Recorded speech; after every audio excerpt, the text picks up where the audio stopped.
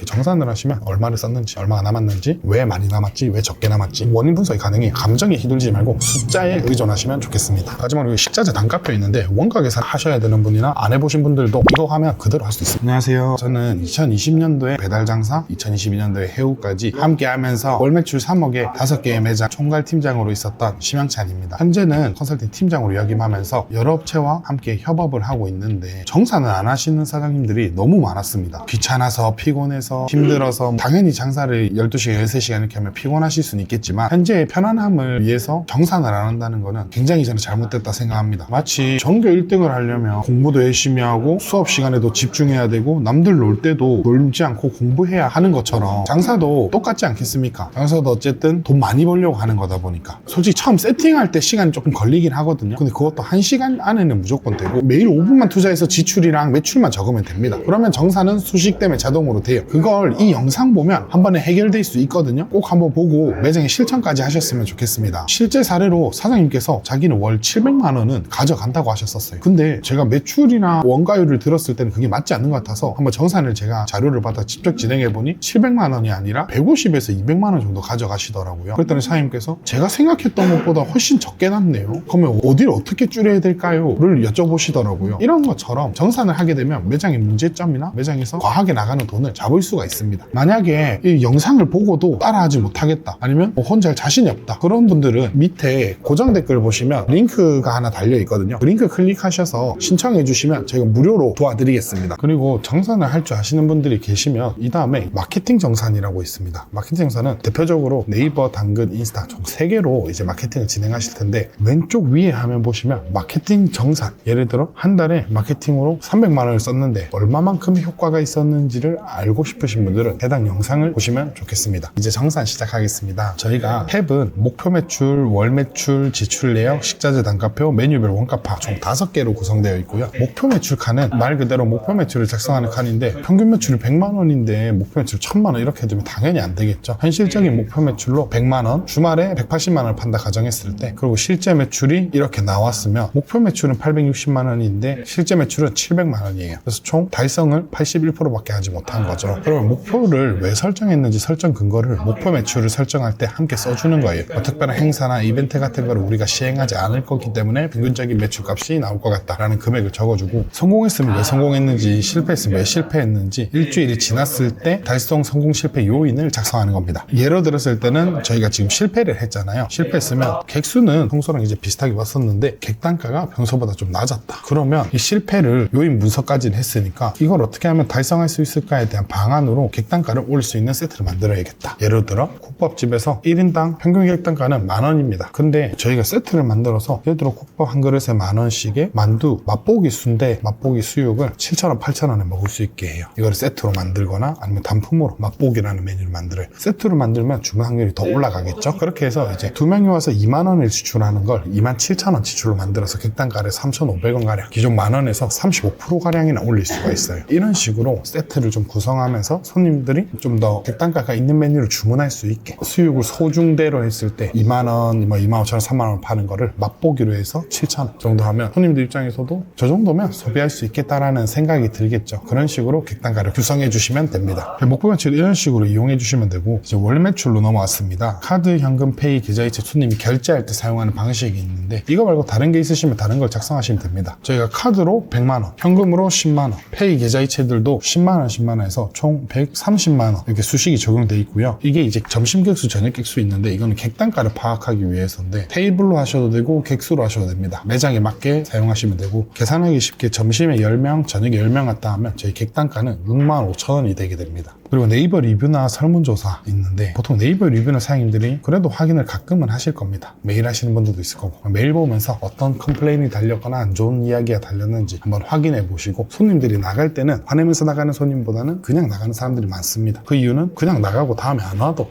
안 오면 그만이니까. 굳이 나쁜 말 안 하시는 분도 있고, 정말 별거 아닌 거나 정말 화가 나서 쓰는 분들도 많습니다. 그러니까 리뷰는 그래도 매일 마칠 때 한 번이라도 꼭 확인해 보셨으면 좋겠고, 설문조사는 있는데 설문조사는 어떻게 어떤 경로로 우리 매장에 왔는지, 이게 이제 마케팅 정산과도 연락이 있겠죠. 마케팅 정산 아까 설명드렸다시피 이 영상 한번 확인해 보시고 어떤 경로로 왔는지, 어떤 메뉴 먹었는지, 어떤 후기를 남기는지 등을 알 수 있고, 손님의 DB를 모을 수가 있어요. 손님이 한테 이제 이벤트 목적으로만 사용하겠습니다 해서 손님이 이제 전화번호를 이제 수집하는 거죠. 그래서 신메뉴가 나오거나 이벤트를 진행할 때 손님들한테 이제 연락을 돌리면서 재방문해 주시면 어떤 걸 드리겠습니다 라든지, 그 목적 외에는 당연히 사용하시면 안 되고요. 그렇게 해서 이제 매출을 일별로, 몇 팀이 왔는지를 일별로 기록하면 객단가나 매출을 알 수 있게 되고, 네이버 리뷰 같은 것도 이제 한 달이 지나서 쌓이면 이렇게 매일 기록을 하면 이렇게 쌓이게 될 겁니다. 월평균 객단가도 매일 기록하다 보면 이런 식으로 쌓이게 될 거고, 그리고 1일부터 15일까지, 16일부터 31일까지 매출이 이제 합이 이렇게 기록되게 될 겁니다. 이까지 이제 기록하고 나면 매출은 저희가 기록할 수 있는 거 다 한 거예요. 이 외에 뭐 배달이 있으신 분은 여기 배달을 끼워 넣어야겠죠. 그리고 이제 지출 내역을 한번 보면 매장에서 일하는 사람의 모든 인건비를 다 작성해야 돼요. 사장님이 일을 하시면 사장님도 인건비를 측정해야 됩니다. 그래서 각자의 1급을 다 적어주시고 월별로 쭉 기입을 하면 이렇게 합계된 금액이 나오게 됩니다. 그러면 여기는 한 달의 총합은 매출에서 인건비를 나눈 퍼센테이지가 나오게 되고, 여기 보면 4대 보험이 측정되어 있는데 4대 보험은 한 명당 9.6%로 잡았습니다. 저희가 반반 부담인데 사장님들이 조금 더 부담하기 때문에 9.65%로 잡았고, 이게 해당 안 되는 알바생이나 이런 분들은 이제 3.3%를 기록하잖아요. 이 숫자만 3.3으로 바꿔주시면 됩니다.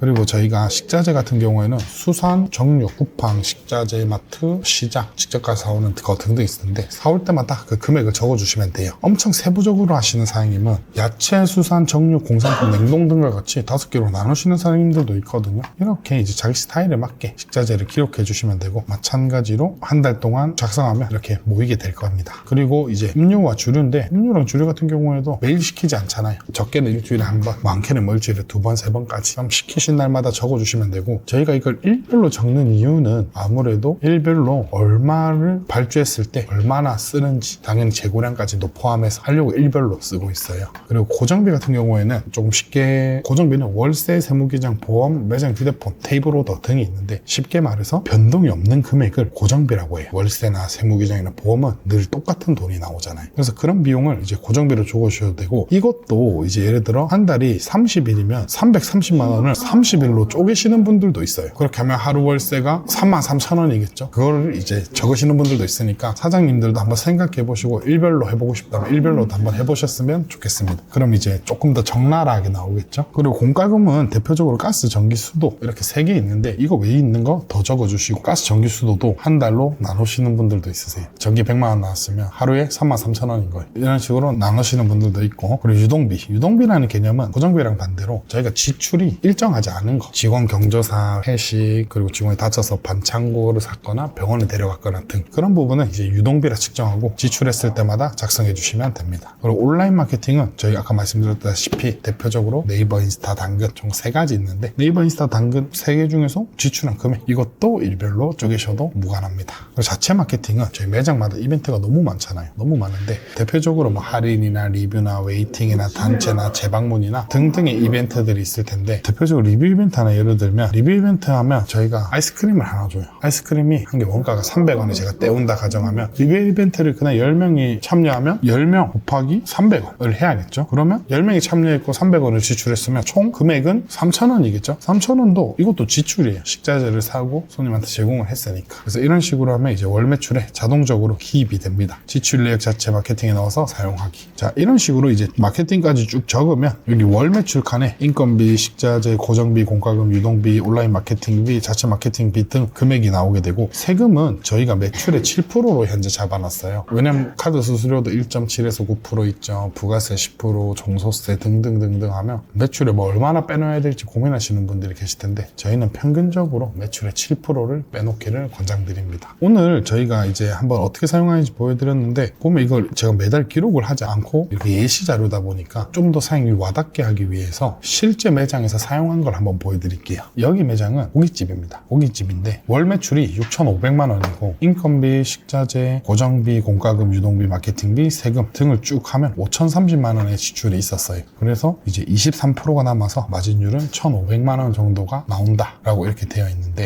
옆을 보면 저희가 여기 주황 색깔에 있는 예상 퍼센트라고 되어 있는데, 이게 이제 매장의 평균치예요. 평균치 4,400을 팔았을 때 81%가 나오게 게 처음에 세팅을 했어요. 그랬을 때 인건비가 25%, 식자재가 35%, 고정비가 5%, 공과금 3%, 유동비는 1%로 매달 빼뒀고 온라인 마케팅을 3%, 자체 마케팅 2%, 세금을 7% 이렇게 써야겠다. 이렇게 측정을 해두는 게 저희의 평균 예상 퍼센트였는데, 예를 들어 이달을 기준으로 하면 인건비가 25%보다 1.5% 낮게 나왔어요. 그러면 1.5% 낮게 나왔다고 좋아할 것만은 아니고 직원들이 힘들었지 않을까 먼저 생각하고, 직원들한테 그래서 한번 좀 물어보면 이번 달에 좀 어땠는지, 근데 이번 달에 좀 괜찮았대요. 그러면 이제 객단가가 조금 잘 나온 건가 하면서 이제 평균 객단가를 한번 또 보는 거고, 그래서 인건비가 이제 그리고 손님한테 서비스가 부족하지 않았을까에 대해서 컴플레인 같은 게 있는지 한번 확인도 해보고, 그래서 인건비가 25%라고 평균치가 측정이 돼 있으면 그 25%에 맞게 나오는 게 아무래도 제일 좋아요. 제일 좋고, 그래서 인건비 25%일 때 저희가 23.5% 나오면 25%가 나올 수 있게 맞춰본다든지 시스템을 한 번 더 잡아본다든지 확인을 해보시고, 식자재는 뭐 평균치 정도 나온 것 같아요. 재고량도 있다 보니까. 그리고 고정비는 5%인데 3.37% 나왔어요. 근데 고정비는 사장님들도 아시다시피 금액이 변하지 않아요. 퍼센트는 늘 변해요. 왜? 매출이 오르면 그만큼 퍼센트가 내려가요. 매출이 낮아지면 그만큼 퍼센트가 올라가고. 그래서 이게 4,400일 때 고정비를 5% 잡았다고 했잖아요. 매출이 6,500이 나오다 보니까 고정비가 3.37% 내려간 겁니다. 매출이 오를수록 더 내려갈 겁니다. 그리고 공과금 같은 경우에는 평균적으로 3% 나오는데 4.4% 나왔으면 이때가 겨울이었으니까 전기세를 난방비를 좀 많이 쓴 거겠죠. 그런 부분이 이제 맞는지 확인도 한번 해보시고, 유동비랑 마케팅비도 마찬가지로 똑같고, 자체 마케팅비 아까 말씀드렸다시피 매장에서 행하는 뭐 리뷰 이벤트나 그런 부분에서 할인이나 리뷰 이벤트에서 210만 원의 지출이 있었어요. 그것도 이제 지출로 잡는 거고, 그리고 세금 같은 경우에 이제 7% 저희가 잡아놨는다 했죠. 그래서 평소보다 81% 나와야 되는 게 76.97%, 거의 77%, 한 4%가 작게 나왔는데, 이 부분이 어떤 부분에서 어떻게 나갔는지 확인 한번 더 해보시고, 그럼 이 돈으로 어떻게 활용을 할지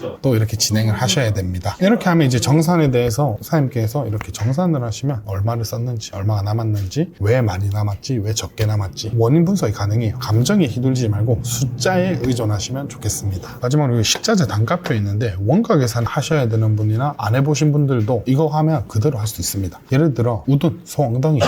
엉덩이는 1kg에 28,000원, 근데 수율은 1kg 했을 때 910g, 920g 나오는데, 좀 러프하게 90%가 수율이라고 했을 때 1000g이 28,000원이면 1g당 28원이어야 되는데 수율이 90%니까 1g당 31.1원으로 계산이 됩니다. 그리고 이제 참기름, 소금, 대파, 후추, 깨 등도 그램으로 치환해서 했어요. 참기름 같은 건 보통 리터로 하지 않냐 하는데, 저는 레시피를 할 때 리터로 하는 거는 대량 소스 만들 때 빼고는 좀 권장하지 않아요. 다 그램으로 하면 좀 더 레시피화하기도 쉽고, 뭐 계량 스푼이나 소스처럼 뭐 말통 1개, 2개 이런 식으로 들어가는 게 아니면 저는 웬만하면 그램으로 치환해서 그렇고, 사장님들은 리터로 쓰고 싶으시면 리터로 사용하시면 돼요. 그러면 저희가 이거 보면 육회라는 메뉴의 원가 파악을 한번 해볼게요. 해보면 돼. 우둔, 참기름, 소금, 대파, 후추, 깨 이렇게 들어간다고 가정하면 이 코드만 입력해 주시면 돼요. 그래서 식자재 매장에 사용하는 거 전체적으로 품목명, 구매 가격, 그리고 몇 g짜리를 샀는지, 그리고 무게, 그리고 수율까지 입력해 주시면 자동으로 이게 치환이 됩니다. 그래서 육회 만들 때 육회 150g, 그리고 참기름이 10g, 소금이 1g, 10g, 1g, 5g 베이스 이렇게 했을 때, 우리가 사용했을 때 대파 우두는 수율이 90%니까 원래 가격보다 조금 비싸게 측정돼서 원가에 합친 금액이 이렇게 나오게 됩니다. 5,849원. 그리고 레시피의 총량은 무게겠죠. 무게. 우둔 150이랑 각종 소스류나 야채 다 하니까 177g이 나옵니다. 그럼 여기서 저희가 원가율을 30%로 계산해보면 총 원가가 5,849원이 나오게 되는데, 5,849원이 이렇게 하나의 판매 원가겠죠. 그러면 판매가를 30%, 25%, 예를 들어 내가 이거는 마진을 남기게 플레이팅을 할 자신이 있다. 손님이 20%에도 손님은 30%를 느끼게 플레이팅할 자신이 있다 하면 29,000원에 판매를 하는 거죠. 근데 30%에 하면 19,400원 정도니까 19,000원이든 2만원이든 해서 31%, 2%에 맞춰보는 거죠. 이렇게 이제 계산하면서 각 메뉴마다 원가 파악을 하고 그거를 기반으로 평균 식자재 값을 잡아보는 거고,